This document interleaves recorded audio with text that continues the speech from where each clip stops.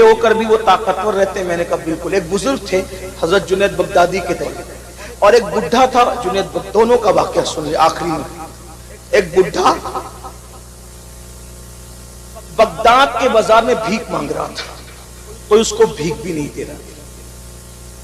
मैं अपने जवानों से कहता हूं, जब जवानी में खुदा की नाफरमानी करो तो अल्लाह बुढ़ापा इतना दर्दनाक देता है कि लोग मौत मांगते हैं तो अल्लाह उनको मौत भी नहीं देता। इसलिए जवानी में पाप मत करो, अगर कर चुके हो तो तौबा करो। हम सबसे छुप सकते हैं, रब से नहीं छुप सकते। बहनों से भी कहता हूं, खूबसूरती पे इतराओ मत, जो अल्लाह देना जानता है छीनना भी जानता है। जब औरतें पाप करती है जवानी में तो इतना दर्दनाक बुढ़ापा आता है, भीख भी मांगे तो भीख नहीं। अल्लाह से डरो, तौबा करो। कोई देखे ना देखे, अल्लाह देख रहा है। इन्नल्लाह काना अलैकुम रकीबा, अल्लाह तुम पे कड़ी निगरानी करता है।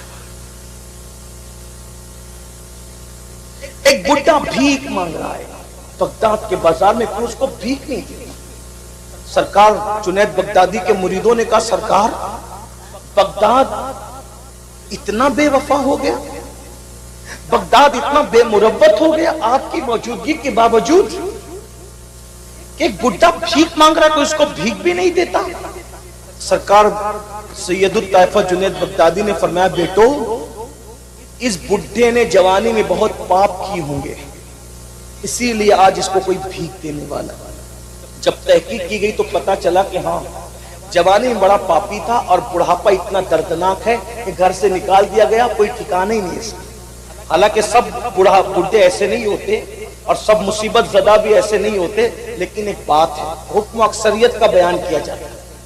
ठीक, चंद एक लोग अगर नेक होकर के भी मुसीबत आए, अल्लाह उनको आजमाना चाहे तो एक अलग मैटर है, एक अलग बात है। जैसे हर बीमार पाप की वजह से बीमार नहीं होता। अय्यूब अलैहिस्सलाम तो मासूम थे, लेकिन कितने बीमार पड़े, तो वो दर्जात की बुलंदी के लिए। ठीक, हजरत नूह अलैहिस्सलाम का बेटा बिगड़ गया तो माज़अल्लाह किसी गुनाह की वजह से नहीं बिगड़ा, अल्लाह की तरफ से आजमाइश थी। तो सबको एक लकड़ी से मत हाँकिएगा, लेकिन हुक्म अक्सर का बयान होता है, इतना याद रखना। ठीक, तो जुनैद बगदादी सरकार ने फरमाया, जवानी में इसने पाप किए होंगे, इसलिए इसको बुढ़ापा इतना दर्दनाक आया कि कोई भीख नहीं देता। तहकीक की गई तो वैसे ही निकला। और उसी दौर में एक बुजुर्ग थे, 100 साल की उम्र में भी जवान थे, यानी उम्र 100 साल की हो गई लेकिन बिल्कुल ताकत पर फिट थे, चेहरे पर भी जवानी थी। लोगों ने पूछा, बाबा 100 साल की उम्र में भी आपकी जवानी नहीं गई, वजह क्या है? तो उन्होंने जवाब दिया, मैंने जवानी में अपने आप को गुनाह से बचाया तो अल्लाह ने मुझे बुढ़ापे की तकलीफ से बचा लिया। ये है नेकियों की बरकत। इसलिए माशाल्लाह शादी के मौके पे महफिल है, मैं अहले बरगैन से और जहां से भी लोग हैं उनसे गुजारिश करता हूं, शादी ऐसे करो कि लगे कि ये मुसलमानों की शादी, उसमें ढोल ना हो, म्यूजिक ना हो, डीजे ना हो, ताश के पत्ते ना हो, नात की। अब लोग ये भी करते हैं, एक दिन जलसा कराएंगे, ये भी फैशन हो गया, एक दिन नातिया महफिल कराएंगे, ये भी, फिर डीजे भी बजाएंगे बाद में लोग हम लोगों को फोन करके कहते हैं आप तो वहां शादी में आए थे, वो डीजे बजा रहा था, हमें थोड़ी पता कि उसका प्लान डीजे का था। मेरे आका सल्लल्लाहु अलैहि वसल्लम के दीवानों, इंसान को अल्लाह जब कोई नेमत देता है, इंसान को अल्लाह जब कोई ताकत देता है, इंसान को अल्लाह तबारक व तआला जब किसी नेमत से नवाजता है, तो अल्लाह तबारक व तआला नेमत देने के बाद वो नेमत देने वाला खुदा एक कंडीशन रखता है कि नेमत पाने के बाद अगर तुम मेरी नाफरमानी नहीं करोगे, कंडीशन ये है, नेमत पाने के बाद अगर तुम मेरी नाफरमानी नहीं करोगे तो मैं नेमत में इजाफा कर दूंगा, नेमत को बढ़ा दूंगा। कुरान उस मजमून को यूं बयान करता है, लइन शकरतुम लाज़ीदन्नकुम, कि जब तुम मेरी नेमतों पे शुक्र करोगे, तो शुक्र का मतलब सिर्फ अल्हम्दुलिल्लाह कहना नहीं है, बल्कि शुक्र का मतलब ये है کہ جب اللہ تمہیں نعمت دے تو اس نعمت کا تم مس یوز نہ کرو، یہ شکر ہے، تم اس کا غلط استعمال نہ کرو، یہ شکر ہے۔ اور اگر انسان نعمت پانے کے بعد جب اس نعمت کا مس یوز کرتا ہے، غلط استعمال کرتا ہے، اللہ کی نافرمانی کرتا ہے، تو پھر اللہ اس نعمت کو بہت دنوں تک تمہارے پاس رہنے نہیں دیتا، بلکہ اللہ اس نعمت کو چھین لیتا ہے۔ نعمتوں میں بہت سی نعمت ہے، میں ایک نعمت کا ذکر کروں۔ نعمتوں کے اندر بہت بڑی نعمت ہے مال۔ مال اللہ کی عطا ہے، مال اللہ رب العزت کی بہت بڑی عطا ہے۔ مال ہوتا ہے تو انسان صدقہ بھی دیتا ہے، مال ہوتا ہے انسان حج بھی کرتا ہے، مال ہوتا ہے انسان مسجدیں بھی بناتا ہے، مال ہوتا ہے انسان مدرسے بھی بناتا ہے۔ غرض کے مال بری چیز نہیں ہے۔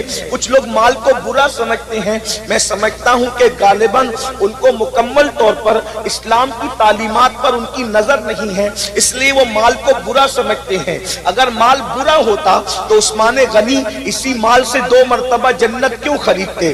آپ جانتے ہیں کہ مال، اللہ اکبر، اگر فرعون کے پاس گیا تو اس نے فرعون کو جہنم کا کندن بنا دیا، جہنم کا ایندھن بنا دیا، اللہ اکبر، جہنم کا ایندھن بنا دیا، کندن کیا بنتا، ایندھن بنا دیا۔ نمرود کے پاس گیا، اس کو جہنم کا ایندھن بنا دیا۔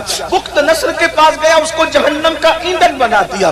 شداد کے پاس گیا، اس کو جہنم کا ایندھن بنا دیا۔ لیکن وہی مال جب سیدنا عثمان غنی کے پاس آتا ہے تو عثمان غنی 2 مرتبہ اسی مال سے جنت خریدتے نظر آتے ہیں۔ اور اللہ کے رسول نے کسی صحابی کو وہ نہیں فرمایا جو سیدنا عثمان غنی کو فرمایا۔ جب سرکار عثمان غنی نے 300 اونٹ مال سے بھر کر جنگ تبوک کے موقع پر چندے کے طور پر اسلام کو پیش کیا تو میرے آقا نے ارشاد فرمایا، آج کے بعد عثمان کچھ بھی کرے اس کو کوئی عمل نقصان نہیں پہنچائے گا، عثمان کچھ بھی کرے اللہ اس کو جنت ہی عطا فرمائے گا۔ اندازہ فرمائے یہ مال کی برکت ہے۔ میرے بھائیوں، مال سے آپ نے جنت خریدی ہے۔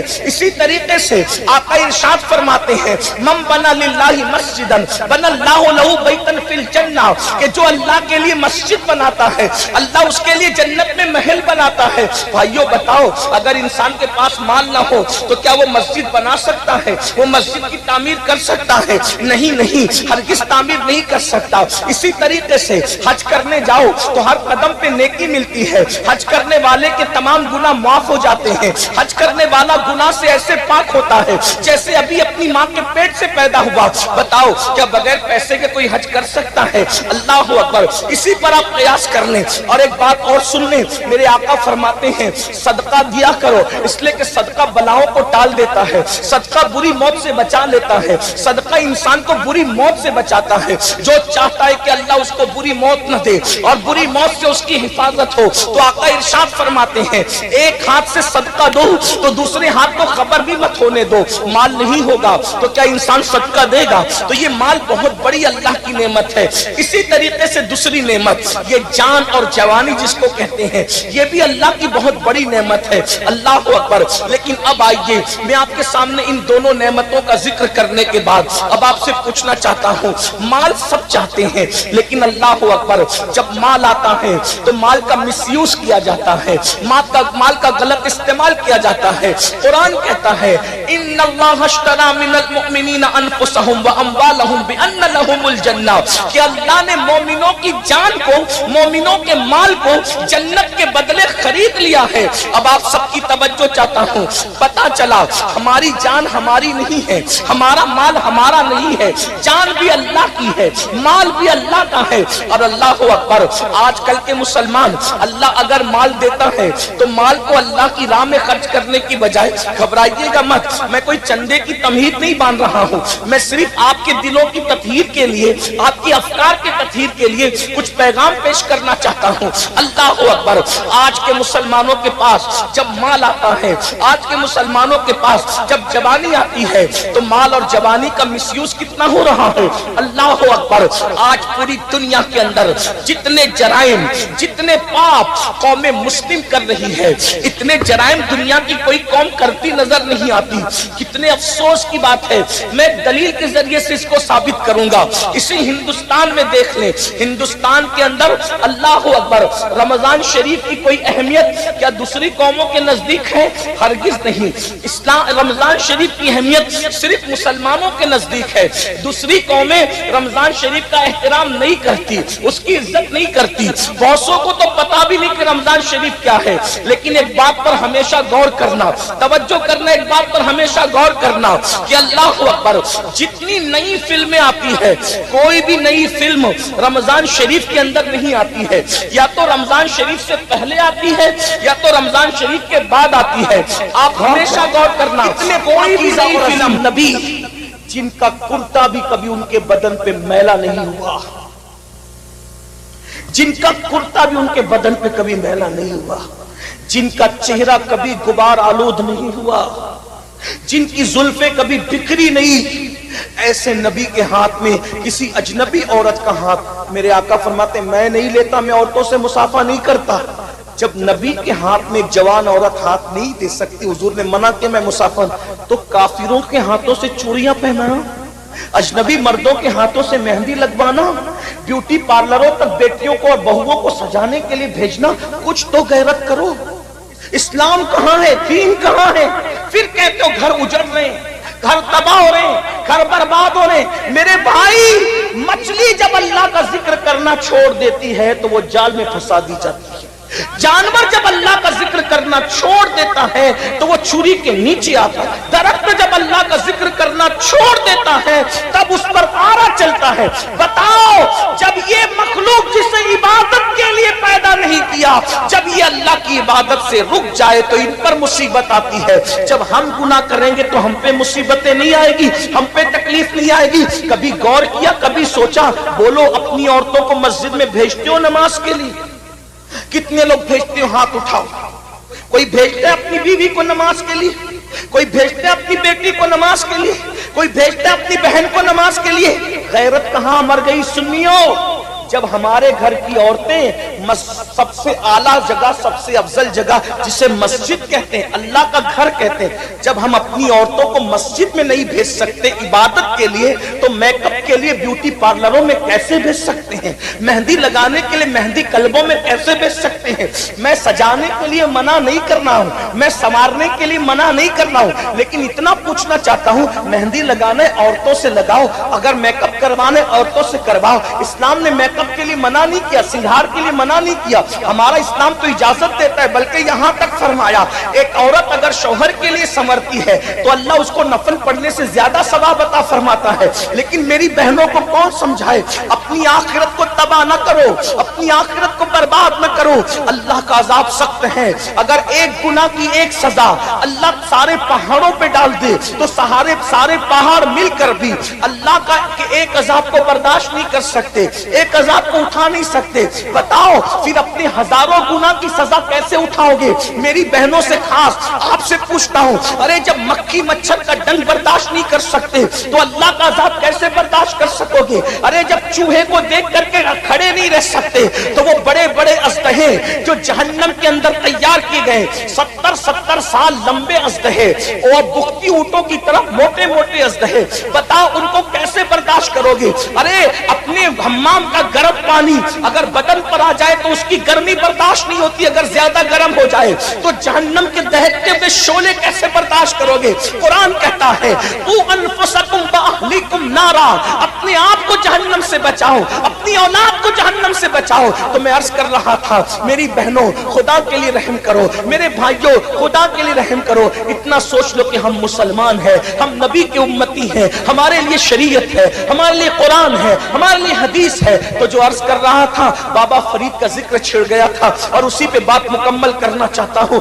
سرکار بابا فرید الدین گنج شکر ابھی 15 سال سے بھی زیادہ کی عمر نہیں، کتنی عمر ہے؟ 15 سال سے زیادہ کی عمر نہیں ہے، اس سے کمی ہے۔ ابھی چہرے پہ داڑھی کے بال بھی نہیں نکلے، اس لیے کہ بابا صاحب 15 سال میں تو مرید ہو چکے تھے، یہ مرید ہونے سے پہلے کا واقعہ ہے۔ بابا صاحب کے چہرے پہ ابھی داڑھی کے بال نہیں نکلے، ابھی پڑھ رہے ہیں، طالب علمی کا دور ہے، ابھی پڑھائی جاری ہے آپ کی۔ ملتان میں پڑھائی کی، دلی میں پڑھائی کی، بہت پڑھا بابا صاحب نے، اتنا پڑھا کہ اپنے دور کے شیخ الاسلام کہلائے. بابا صاحب کو اپنے زمانے کا شیخ الاسلام، اور اپنے زمانے کا شیخ الاسلام تو لوگ کہتے ہیں ہم تو ان کے غلام ہیں، ہم تو ان کو ان کے بعد کے ہر دور کا شیخ الاسلام مانتے ہیں. بابا صاحب نے اتنا پڑھا، 15 سال کی عمر میں بابا قطب بختیار کاکی کے مرید ہو گئے تھے، لیکن یہ اس سے پہلے کی بات ہے، مطلب 15 سال سے پہلے کی بات. چہرے پہ داڑھی کے بال بھی نہیں. پیری مریدی کا ذکر سنا. مرید ہونے کے لیے چلتے چلتے چلتے چلتے بغداد شریف پہنچ گئے. پیر ڈھونڈنے کے لیے بغداد شریف پہنچے. بغداد شریف پہنچے تو وہاں پر ڈنکے بج رہے تھے کس کے؟ شیخ الشیوخ خاتم الاولیاء فی العراق سیدنا شیخ شہاب الدین عمر سہروردی کی ولایت کے ڈنکے بج رہے تھے. وہ شہاب الدین عمر سہروردی جس کے بارے میں حضور غوث پاک نے فرمایا شہاب الدین تیرے بعد تجھ جیسا ولی قیامت تک ابھی عراق میں پیدا نہیں ہو سکتا. غوث پاک جس کی ولایت کے بارے میں یہ کہیں کہ تجھ جیسا ولی اب قیامت تک عراق میں پیدا نہیں ہو سکتا، شیخ شہاب الدین عمر سہروردی کے بارے میں ان کی ولایت کے ڈنکے بج رہے تھے. سرکار بابا فرید الدین گنج شکر مرید ہونے کے لیے ان کی خانقاہ میں پہنچے تو دسترخوان لگا ہوا تھا. دسترخوان پہ لوگ بیٹھ چکے تھے. جیسے یہ سلام کر کے اندر داخل ہوئے، لوگوں نے پوچھا نام کیا؟ کہا میرا نام مسعود ہے. میرا نام کیا ہے؟ فرید ان کا اصل نام نہیں، ان کا نام کیا ہے؟ مسعود. میرا نام مسعود ہے. کیوں آئے ہو؟ اب مرید ہونے آیا ہوں شیخ سے. اچھا. سرکار شہاب الدین عمر سہروردی نے فرمایا بیٹے مرید وغیرہ کی باتیں بعد میں ہوگی، پہلے کھانا کھا لو. تھکار کیا ہو؟ کھانا کھا. دسترخوان لگا تھا. ایک کنیز آئی اور وہ سب کے ہاتھ دھلا رہی تھی. سب لوگ ہاتھ دھلتے رہے. جب بابا صاحب کی باری آئی میرے بابا کی، سرکار فرید ملت والدین کی، لوٹے پہ لوٹا لوٹے پہ لوٹا لوٹے پہ لوٹا پانی وہ ڈالتی جا رہی ہے، ہاتھ دھلتے جا رہے، پانی ڈالتی جا رہے، ہاتھ دھلتے جا رہے. جو لوگ کچھ ظاہر بین لوگ تھے ایک دوسرے کو کونیاں مارنے لگے. دیکھو دیکھو دیکھو اوقات یہ ہے کیا ہاتھ دھونے کا سلیقہ نہیں. اور کس کا ہاتھ میں لینے آئے؟ کس کے ہاتھ میں ہاتھ دینے آئے؟ شیخ شہاب الدین کے. ان سے مرید ہونے آئے. حیثیت یہ کہ ہاتھ نہیں دھو سکتے اور مرید ہونا ہے شیخ شہاب الدین عمر سہروردی کے. اس لیے کہ لوگ بہت جلدی میں فیصلے کرتے ہیں نا. کبھی کبھی اپنی محفلوں میں بھی ایسا ہوتا ہے، کوئی مقرر بیچارہ تھوڑا سا کچھ کوئی بات اس کی زبان سے کچھ نکل جائے تو لوگ فوراً کونیاں مارنے لگے، اشارے کرنے لگے. اللہ کے بندو انسان کی حقیقت پر نظر رکھو. سرکار بابا فرید الدین گنج شکر کا کچھ لوگوں نے مذاق اڑایا، اس کو ہاتھ دھونا نہیں آتا مرید ہونے آیا. کھانا ہو گیا. کھانے کے بعد جب ہاتھ دھلایا گیا، جیسے نارمل سب نے ہاتھ دھلے، انہوں نے بھی نارمل دھل لیا. ارے کھانے سے پہلے تو ہاتھ صاف ہوتے ہیں، کم پانی میں ہاتھ دھلا جاتا ہے. کھانے کے بعد ہاتھ بھر جاتے ہیں، زیادہ پانی لگتا ہے. لیکن یہ عجیب بندہ ہے، اتنے لوٹے پہ لوٹے گما دیے اور کھانے کے بعد مختصر میں ہاتھ دھل لیا. لیکن کچھ سمجھ پائے کچھ نہیں سمجھ پائے، لیکن جو سب سمجھ گیا وہ روشن ضمیر سرکار شیخ شہاب الدین عمر سہروردی تھے. آپ نے فوراً پردہ اٹھانے کی کوشش کی. کہا شہزادے ایک بات بتاؤ، مرید ہونے آئے ہو، آپ کو ہاتھ دھونا نہیں آتا؟ آپ نے اتنا پانی ضائع کر دیا، کیا تمہیں مسئلہ معلوم نہیں ہے کہ اتنا پانی ضائع کرنا حرام ہے، جائز نہیں ہے؟ تو بابا فرید نے کیا کہا پتہ ہے؟ سرکار اگر گستاخی معاف ہو تو جواب دوں. کہا بالکل دو. کہا جب میں ہاتھ دھل رہا تھا تو آپ کی کنیز کے چہرے پر نظر پڑ گئی اور اس کی پیشانی پہ لکھا تھا کہ یہ جہنمی ہے. تو میں ہاتھ نہیں دھو رہا تھا، اس کی تقدیر دھل رہا تھا. اور جب تک تقدیر نہیں دھلی میں پانی بہاتا رہا. میں سوچا کہ اتنے بڑے ولی کی خانقاہ میں خدمت کرنے والی کنیز بھی جہنم میں جائے گی، تو میں ہاتھ نہیں تقدیر دھل رہا تھا. سرکار تب لوگوں کو پتا چلا کہ جسے ہم بچہ سمجھ رہے کہ اس کو ہاتھ دھلنا نہیں آتا، یہ لوہے محفوظ پر لکھی ہوئی تقدیر بھی دھلنے کی طاقت رکھتا ہے. تب بابا شہاب الدین نے فرمایا بابا مسعود تمہارا حصہ میرے پاس نہیں ہے، تم جیسے بندے کو دو. میرے بھائی قطب الاقطاب قطب الدین بختیار کاکی کا مرید ہونا چاہیے، کیا اس کے پاس تمہارا حصہ ہے؟ اتنا سننا تھا، لوگ حیران ہو گئے.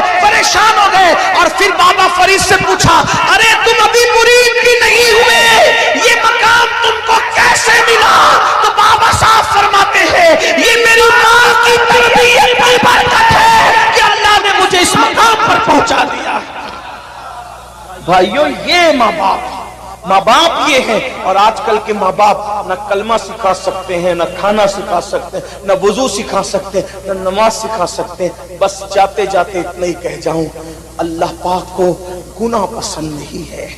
जब कोई अल्लाह की नाफरमानी करता है तो अल्लाह उससे नेमत छीन लेता है। अगर अच्छी आवाज वाला नाफरमानी करेगा, आवाज छीन जाएगी। अच्छी सेहत वाला नाफरमानी करेगा, सेहत छिन जाएगी। आप कहेंगे कि कुछ ऐसे भी हैं कि बुढ़े होकर भी वो ताकतवर रहते हैं। मैंने कहा बिल्कुल। एक बुजुर्ग थे हजरत जुनैद बगदादी के थे, और एक बुढ़ा था।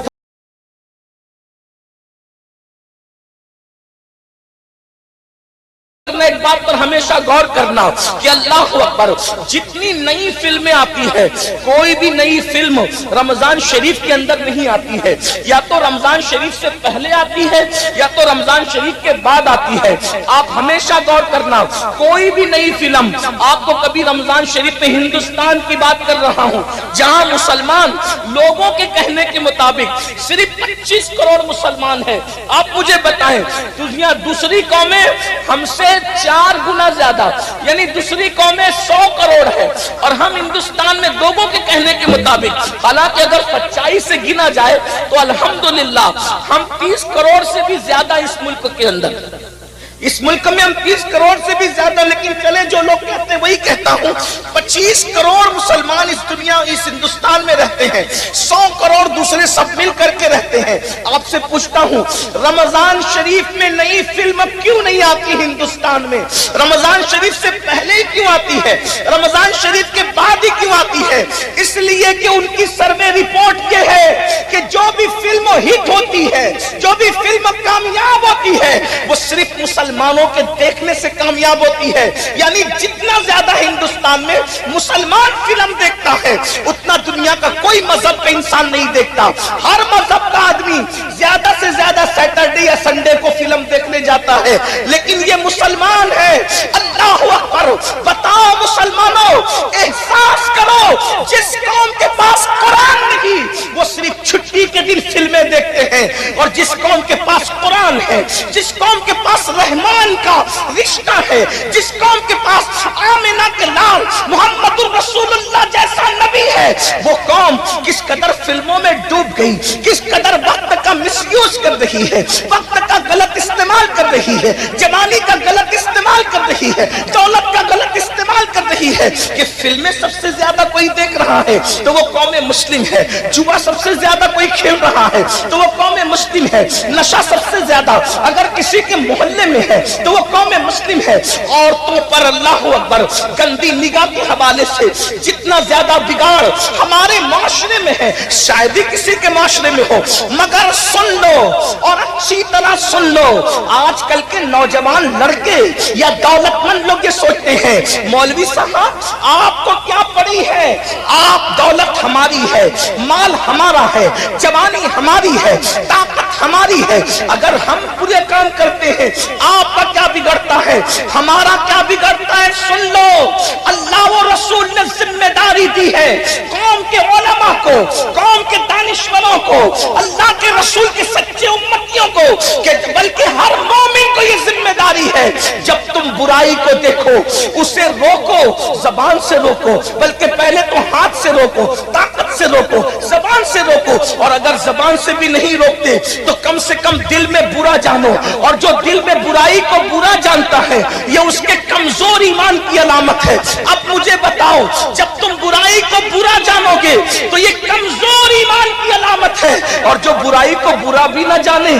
तो क्या उसका ईमान चला तो नहीं गया, उसके ईमान का तोता उड़ तो नहीं गया, ईमान का परिंदा उड़ तो नहीं गया। अब मुझे बताओ मेरे भाइयों, आप कहते हैं माल मेरा है, तकलीफ आपको क्या है, जान मेरी है, तकलीफ आपको क्या है? तो सुन लो, अच्छी तरह सुन लो, कुएं में गिरने वाले को बचाने की जिम्मेदारी देखने वाले पर है कि नहीं है? सड़क हादसे में अगर कोई बस से टकराने जा रहा हो तो बोलो बचाना अखलाकी फरीज़ा है कि नहीं है?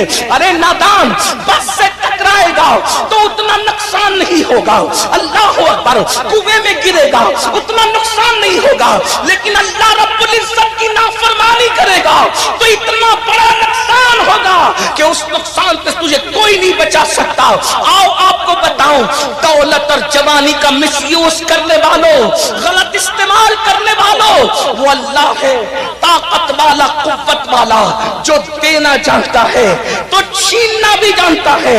دولت کے نشے میں خدا کی نافرمانی کرنے والوں, جوانی کے نشے میں اللہ کی نافرمانی کرنے والوں, میرا اللہ ارشاد فرماتا ہے ان بطش ربک لشدید, تیرے رب کی پکڑ بڑی سخت ہے, تیرے رب کی پکڑ بڑی سخت ہے. سن لو, یہ دنیا کے اندر جو بڑی بڑی خبیث بیماریاں آتی ہیں وہ گناہوں کی وجہ سے آتی ہیں. آج کتنے جوان دیکھتے ہی دیکھتے کیسی کیسی بیماریوں کا شکار ہو رہے ہیں, اس کی وجہ گناہ. جہاں گناہ ہے وہاں فنا ہے.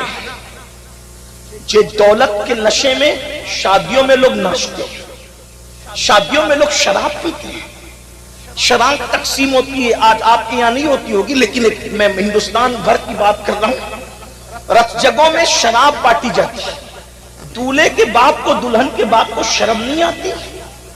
جس شادی کی شروعات شراب سے کی جائے اس میں اللہ کی رحمتوں کا نزول کیسے ہوگا؟ لوگ کہتے ہیں کہ ہاتھوں سے مہندی نہیں چھوٹتی اور گھروں میں زگزگ شروع ہو جاتی ہے. جو شادی میں اللہ کے رسول کا دل دکھایا جائے, جس شادی میں مصطفیٰ جان رحمت کے دل پہ نشتر لگائے جائے, بتاؤ کیا اس شادی کے اندر کبھی برکت ہو سکتی ہے؟ ذرا غور تو کیجیے, کبھی سوچئے تو صحیح. عورتوں کا حال یہ, وہ رت جگہوں میں ناچتی ہے. وہ شریف عورتیں جن کے پردے کا اللہ نے حکم دیا ہے, عورتیں شادیوں میں ناچتی, عورتیں شادیوں میں گانے گاتی ہے, لوگ سنتے ہیں. رت جگہ کی رسم, اس کی رسم, اس کی رسم. میری بہنوں سن لو اور اچھی طرح کان کھول کر سن لو, اللہ کے رسول صلی اللہ علیہ وآلہ وسلم نے ایک عورت کو زور سے بلند آواز سے قرآن پڑھنے سے بھی منع فرما دیا. فرمایا گیا عورت کی آواز بھی عورت ہے, عورت کو بلند آواز سے قرآن پڑھنے کی اجازت نہیں ہے. اب آپ مجھے بتائیں میرے بھائیوں, میری بہنوں, جس عورت کو بلند آواز سے قرآن پڑھنے کی اجازت نہیں, وہ عورت آخر گانے کیسے گا رہی ہے, وہ عورتیں ناچ کیسے رہی ہے, اور پھر اس شادی میں برکت کیسے ہو سکتی ہے؟ اللہ اکبر. تو یاد رکھنا, اللہ رب العزت کی پکڑ بڑی سخت ہے, اور جب اللہ کسی پہ پکڑ کرتا ہے اس کے گناہ کی وجہ سے تو دنیا کی کوئی طاقت بچا نہیں سکتی. میرے بھائیوں, آج لوگوں کا یہ ذہن بنتا جا رہا ہے, ارے مولانا آخرت میں جو ہوگا دیکھا جائے گا. میرے بھائی, اللہ آخرت میں جو پکڑ کرے گا وہ تو کرے گا, گناہ کی وجہ سے دنیا میں بھی اللہ پکڑ کرتا ہے. گناہ کوئی کرے اس کے گناہ کی نحوست اس کو مل کر رہتی ہے. ایک بزرگ فرماتے ہیں جب رات کو مجھ سے کوئی گناہ ہوتا ہے تو صبح اس گناہ کا اثر میرے بچوں میں مجھے نظر آتا ہے, میری سواری میں مجھے نظر آتا ہے. لوگوں نے پوچھا وہ کیا؟ کہ رات کو اگر میں گناہ کرتا ہوں تو صبح میری اولاد میری نافرمانی کرتی ہے, صبح میری سواری میری نافرمانی کرتی ہے.